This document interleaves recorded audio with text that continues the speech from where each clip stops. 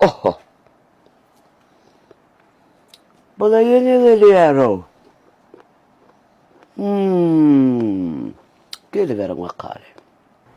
Me elimiz yit karap. Ustayım, Ha, sen yani. usta. He. Ha. Yanında dostluğun tedelek gelip, işicin tedelek gelerin bile men seni tanımadı ettin mi?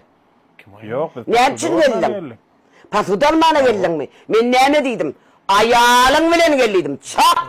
Değil gelince. Aytdım ha, geçen taparım şey etti o. Yok, mana yalın ulan gelmem O kara. şey kov ya men. Karasa şun var ha. Bir oynaşma tere. Haydi on. Bir min. Size bir hayışım var da gayrat edin. Men gelinimin doğuluğunu men şu genceden pas udaljak bilen o dediğin gelinin bilen gelliýärdi. Kömür da kızlar.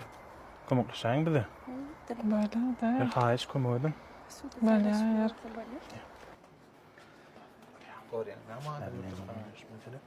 He, bolca kene yigitler, gelin gelin.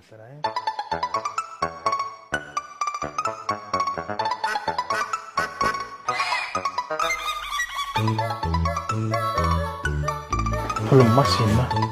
Yarat bile. Durun bir hataplayın. Bile gel ya. Buradan ilk geliyor da. Gel ya sen.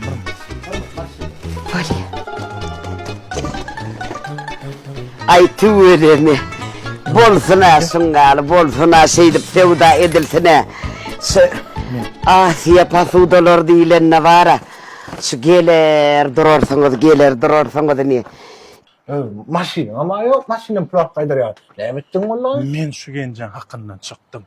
Geçen gedek daha var merdan bilen gelemde o. Maskar edip kok koyur da biz o. Ne mi deyip?